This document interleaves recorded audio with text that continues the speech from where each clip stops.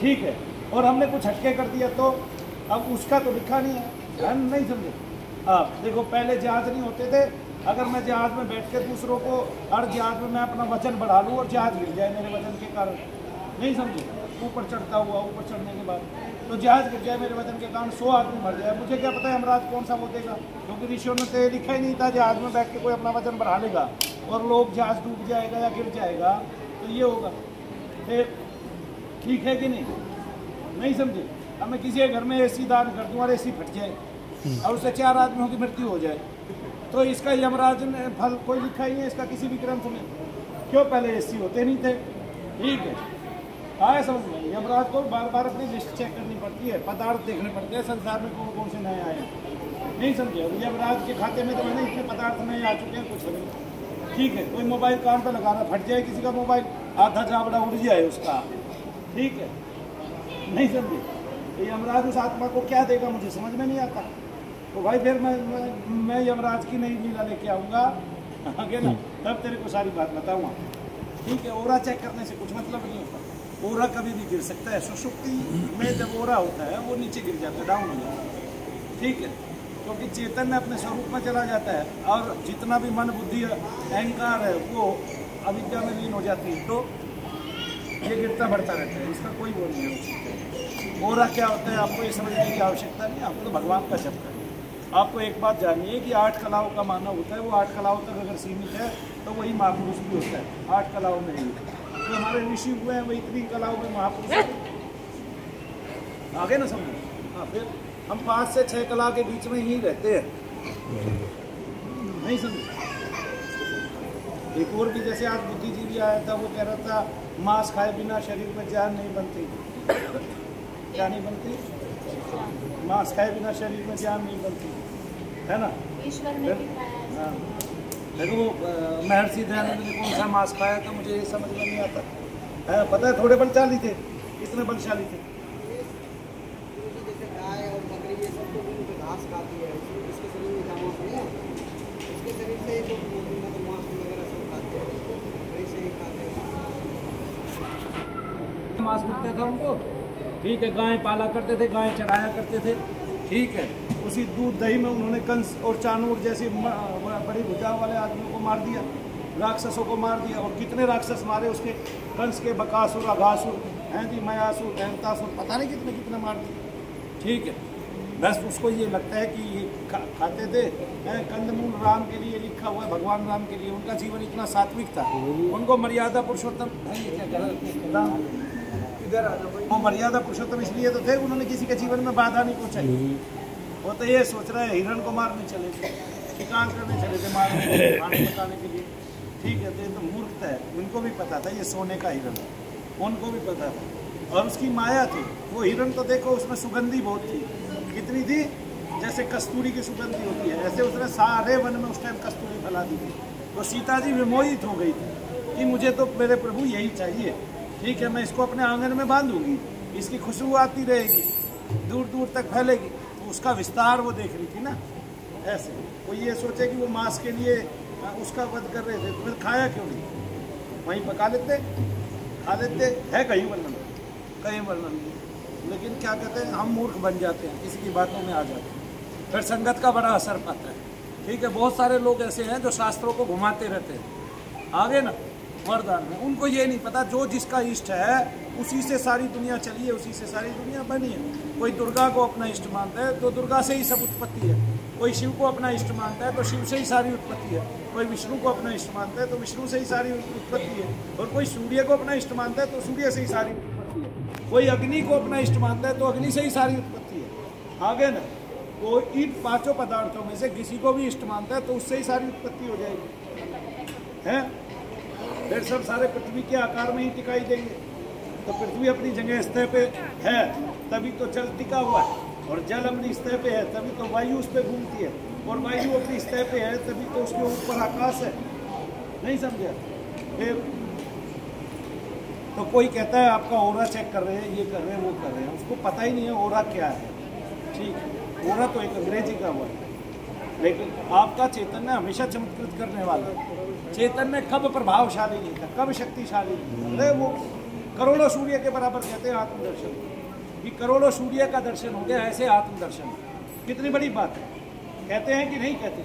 तो फिर हम क्या मानते हैं, हम क्या समझते हैं? कुछ भी नहीं समझते। करोड़ों सूर्य के बराबर आत्मदर्शन मानते हैं, आत्मदर्शन। तब ये देखिए तो वो कितना तेज है। वो आपका ओरा वो है ओरिजिनल, वही आपका ओरिजिनल ओरा कैसे मापेगा? आत्म तेज को कैसे जान लेगा? कोई जान ही नहीं पाएगा। ठीक है, आप जितना जितना उसको ग्रहण करोगे, मैं शरीर नहीं हूँ, इस बात को तेजी से धारण कर लो कि मैं शरीर नहीं हूँ, तो आप आत्मा है, ये अपने आप सिद्ध हो जाएगा। तब मैं शरीर नहीं हूँ इसको लेके आप कार्य करने लगोगे संसार में कि मैं शरीर नहीं हूँ। ठीक है, तो मैं शरीरों की नहीं आत्माओं की सेवा कर रहा हूँ, क्योंकि सारी आत्माएं दबी हुई है, सारी आत्माओं पे कलुष चढ़ा हुआ है, सारी आत्माओं पे वायु का कलंक है, सारी आत्माएं काली हो गई है, ऊपर से उनके आवरण आ गया, घेरा आ गया। उस आवरण को, घेरे को मिटाना पड़ेगा। और वो प्रेतादिक है, वो पितृदोष आदिक है, और उसको हटाओगे नहीं। आप कितना ही जप कर लो, काम खत्म। कुछ भी कर लो, आप जीवन में सफल ही नहीं हो पाओगे। आप मानव जीवन का मूल्यांकन कभी ले ही नहीं पाओगे। मानव जीवन की पुष्टि कभी हो ही नहीं पाएगी। ए, कौन है? क्या बहन जी तुमने आया समझ में? तो सबसे पहले क्या होगा? सबसे पहले दोषों को हटाना है। दोषों को हटाएंगे, आत्मा अनावरण होगी, आत्मा की स्वच्छता, आत्मा का तेज धीरे धीरे दिखने लगेगा। आंख बंद करने पे आत्मा के कण दिखने लगेंगे। ठीक है, अंधेरा गायब हो जाएगा, फिर पहले प्रकाश आएगा, फिर धीरे धीरे ज्योति आ जाएगी। मैंने कल भी बताया था, एक ऐसी विधि है जिससे आप आज ही समाधि में जा सकते हो। अब आप जाओ चाहे मत जाओ, मैंने तो बता दिया ना, गुरु का काम होता है बता देना। ठीक है, अरे भाई कबीरदास जी ने कहा, गुरु गोविंद दो खड़े काके लागू पाए। बलिहारी गुरु आपने गोविंद हो, जब तक गोविंद आके ना खड़ा हो जाए तब तक गुरु की बलिहारी नहीं है। अब जब गोविंद भी है सामने और गुरु भी है, तब गुरु पूजनीय है।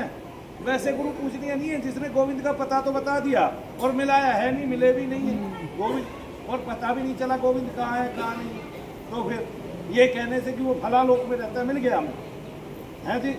ये सारी बातें गोल मोल लगती है मुझे। मेरा काम है आपको आदर्श, आपके सामने आदर्श स्थापित करना। मेरा काम है कि आपको सत्य का आप निर्धारण कर सकें। मेरा काम है सत्य का मुख आपको दिखा देना। मेरा काम है, मेरा काम आपकी ऊर्जाएं नापना नहीं है, क्योंकि आपकी ऊर्जाएं असीम है, कोई नाप ही नहीं सकता इस दुनिया में, कोई संसार में। ठीक है, ये सारे जितने यूट्यूबर बैठे इनको आता क्या है? छटाक भर भी नहीं आता। ठीक है, जो बड़े और सिद्ध महात्मा होते हैं वो बोलते ही नहीं है। मनु भैया तो महात्मा नहीं है ना, इसलिए अपनी बात भाई बन के सबको बता देते हैं, वरना तो लोग बताते ही नहीं है भाई, बताते ही नहीं है, मुंह से निकालते ही नहीं है। ठीक है, क्यों? क्योंकि मुझे पता है मुंह से निकालने पे भी आपके दर्शन कम हो जाते हैं, आपके दर्शन नगण्य हो जाते हैं। ठीक है, और दर्शन का फल मिलना बंद हो जाता है। लेकिन मनु भैया को ऐसा नहीं है। मैंने सोचा मुझे ये काम करना है, मैंने सोचा इस काम पे किसी की रिसर्च नहीं है, मुझे पता है इसका जिक्र वाग बट करके चुप हो जाते हैं, मुझे पता है सुश्रुत इसका जिक्र करके चुप हो जाते हैं। कहते हैं कि ये उन्माद तो है लेकिन इसका इलाज कोई नहीं है, अपने मुंह से कह देते हैं, लिखित है ग्रंथ में उनके में। मुझे पता है वाग भट्ट और ये जितने भी महात्मा हुए हैं जो क्या कहते हैं औषधियाँ भी बनाते थे, जिन्होंने औषधियों की रचना की है, सर्वौषधि की रचना की है, इनकी रचना वो भी नहीं कर पाए। ठीक है, इसका मतलब तंत्र बहुत गहरा होता है। और तंत्र क्या नहीं कर सकता? भगवान कृष्ण को अपना लड़का 1 साल बाद मिला था, अनिरुद्ध नाम था, अनिरुद्ध 1 साल बाद मिला था। वो कामदेव के अवतार थे। 1 साल बाद पता चला एक लड़की तांत्रिक थी, वो किसी राजा के नगर की, जो सूक्ष्म लोग था, बाणासुर की बेटी की वो थी, क्या बोलते हैं उसकी परिचारिका, और वो उसका नाम था चंद्रमुखी, कुछ ऐसा ही नाम था। वो बिस्तर सहित उसको उठा ले गई, जबकि सपने में उस रानी ने उसको देखा था, राजकुमारी ने, बाणासुर की लड़की ने, बिस्तर सहित चित्र लेखा, बिस्तर सहित उठा लेगी उसको तंत्र शक्ति से। ठीक है, पता ही नहीं चला। और कहाँ से उठाया? ये नहीं कि वहां से उठाया, मथुरा से उठाया, नहीं, वो नगर जो सबसे ज्यादा सुरक्षित था, जो जल में था और नीचे सुंदर नगर था, जहाँ पे वृक्ष भी स्वर्गलोक से आए हुए थे, पारिजात आदि वृक्ष स्वर्गलोक से लगाए हुए थे भगवान के समय, वो द्वारका नगरी से उठा के बेड से, बिस्तर से अपने यहाँ ले गई लोक में। 1 साल बाद पता चला, 1 साल बाद भगवान कृष्ण, जबकि वो खुद भगवान है। ठीक है, उनको भी तंत्र ऐसी गहरी क्रिया है। भगवान शंकर और माता ने कितने तंत्र ग्रंथ बताए, 64 गुणा 3 ऐसे, आशुकांता, रथाक्रांता। ठीक है, और ये जो है ये 64 गुणा 3 192 ग्रंथ हो जाते हैं, है ना भाई? हाँ 192 हो गए ना, 192 तंत्र ग्रंथ है, उनमें क्या जिक्र नहीं किया है? तुम्हारी सारी चीजें, सारी विद्याओं का जिक्र है, एक से एक गूढ़ विद्या का जिक्र। आप पढ़ो उनसे, उनको सब इतनी देवियां बताई गई हैं, कुछ हद नहीं। हम तो नाम लिख के भूल जाएंगे, इतनी देवियां बताई गई हैं, किस किस को याद रखोगे? ठीक है, आज के टाइम में तो यूट्यूब पे कोई तुम्हें एक अनोखा सा नाम बता दे, कोई अनोखी सी साधना बता दे, उस साधना के जो आज के लोगों को फल चाहिए वो फल बता दे, बस सारी दुनिया उसी को फॉलो करने लग जाएगी, चाहे उसको खुद कोई आए, कुछ आए चाहे ना आए। ठीक है ना? आज जितना तो यूट्यूबर बैठा है वो सारा का सारा तो ये कहता है हम ज्ञानगंज घूम के आ चुके हैं। ठीक है, आ गया ना समझ? उनके पुरखों ने नाम तक नहीं सुना था ज्ञानगंज का। बस आज क्या है कि ये आसान हो गया है, यूट्यूब पे बताना, इन पे बताना, पता चलता है। ठीक है, भगवत दर्शन को लोगों ने मजाक में ले लिया है कि भगवत दर्शन हुए। आया समझ में? आ गया? केवल अपनी पिपासा शांत करना चाहते हैं, धन की पिपासा, लोभ की पिपासा, मोह की पिपासा, वो शांत करना चाहते हैं। और उसके लिए साम दाम दंड भेद कुछ भी चलेगा। कितने यूट्यूब पर महात्मा बने बैठे हैं, ही नहीं वे महात्मा। ठीक है, महात्मा को मतलब ही नहीं है यूट्यूब से, महात्मा को मतलब ही नहीं है। जब आप महात्मा बन गए तो मनु भैया जिस दिन वो ले लेंगे संन्यास, अगर मनु भैया संन्यास लेते तो आपको नजर नहीं आएंगे, फिर क्या फायदा आपको नजर आने का? फिर संन्यास क्या लिया? ठीक है, तो सन्यासी क्या हुए? संन्यास में तो संसार को छोड़ना पड़ता है, जंगल में जाके रमण करना पड़ता है और वहां पे बैठ के अपना भजन करना पड़ता है और केवल ईश्वर की प्राप्ति करना पड़ती है। तो फिर कौन है सन्यासी? सन्यासी है ही नहीं है। ठीक है, और फिर भगवान ही सन्यासी नहीं है, ये कैसे सन्यासी है? हम सब भगवान के पुत्र और पुत्रियां हैं, तो भगवान कहाँ सन्यासी हुई? भगवान तो ग्रस्त है, भगवान से बड़ा ग्रस्त मैंने नहीं देखा। ठीक है, क्यों? क्योंकि हमारे तो एक दो बच्चे होते हैं और उनके करोड़ों अरबों है कोई भगवान से बड़ा ग्रस्त। तो फिर सन्यासी कौन है? और भगवान कब वस्त्रहीन रहे हैं? भगवान तो हमेशा वस्त्र पहन के अवतरित होते हैं, नहीं समझे? फिर भगवान नहीं तो हमें वस्त्र पहनने सिखाए हैं, क्योंकि वो वस्त्र पहन के आते थे इसलिए हमने वस्त्र पहन लिया। भाई हमारा बाणा ये हो गया, नहीं समझे? फिर अब जो सन्यासी बना वो सब कुछ छोड़ के जंगल में जाता है, ठीक है, वस्त्रहीन होकर। और वो जंगल में जब तक उसका शरीर पशु पक्षी या गिद्ध व्याघ्र आदि ना खा जाते तब तक वो भजन करता रहता है और भजन में विश्वास होता है। अब भगवान उनको बचाए रखते हैं, ठीक है, भजन करने देते हैं जब तक उनकी मुक्ति नहीं हो, और फिर शरीर को कोई भी ले जाता है ना। तो हम शरीर का मोह त्याग देते हैं, शरीर का मोह त्याग देते हैं। तभी तो भगवान कृष्ण ने जो एडी में तीर मारा जिसने, ठीक है, उसको नहीं मारा, मारा नहीं ना उसको। हम ये मान लें कि वो तो ऐसे था। भगवान की लीला कौन जानता है, महिमा कौन जानता है? बस बकवाद करते रहते हैं। अरे जितने वेद हैं वे सारे नेति नेति कहते हैं, जितने ग्रंथ हैं वे सारे नेति नेति कहते हैं। कौन जान सकता है उसको? कौन जान सकता है? इसरो जानेगा कि नासा जानेगा ईश्वर को? कौन जानेगा? कौन जानेगा? अरे ऐसे ऐसे लोग हैं, ऐसे ऐसे बड़े आकार के तारे हैं, उनका आकार तक तो गिन नहीं सकते नासा वाले, क्यों दिखता ही नहीं है। बस ये सोच सकते हैं इतने प्रकाश वर्ष। वे प्रकाश वर्ष बताए किसने थे? मुझे ये बता दो आज तुम। पहले प्रकाश वर्ष बोलते हैं, उस प्रकाश वर्ष को प्रकाश वर्ष कहा किसने था? भारत के ऋषियों ने, भारत के मनीषियों ने इतनी गणना बताई थी कि नासा को भी उनका सहारा लेना पड़ता है। आया समझ में? बस तुम भूत बन गए हो, तुम्हें पता ही नहीं चला, ठीक है। क्यों? क्योंकि तुम्हारे अंग्रेजों ने दिमाग पीट दिए हैं, छेद दिए हैं, तुम्हारे पुरखों को खा गए हैं, तुम्हारे पूर्वजों को खा गए अंग्रेज, ठीक है, तुम्हारी विद्याओं को खा गए अंग्रेज और तुम्हारी विद्या ले गए। यहाँ लोग आते हैं, यहाँ की जो कथाएं हैं, हमारी भगवान की कथाएं हैं, हमारी ईश्वरीय कथाएं हैं, जो अमर कथाएं हैं, उनके वे गढ़ देते हैं आकार और फिर उन पर फिल्में बना डालते हैं, ठीक है। कोई उड़ रहा है, कोई बैटमैन बन गया, कोई मकड़ी मैन बन गया, ऐसे ही। क्यों? क्योंकि वे यहाँ के ग्रंथ पढ़ते हैं, यहाँ से वो लेते हैं, क्या कहते हैं उसको, प्रेरणा लेते हैं, वो यहाँ से प्रेरणा लेते हैं। आया समझ में?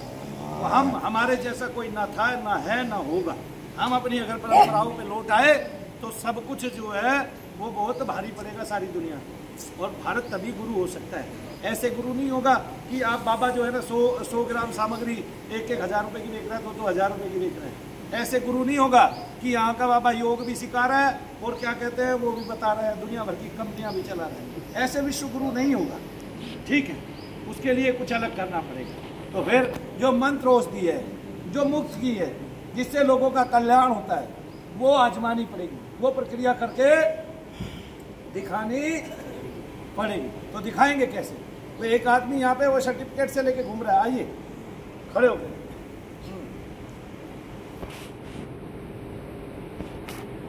क्या होता है आपको?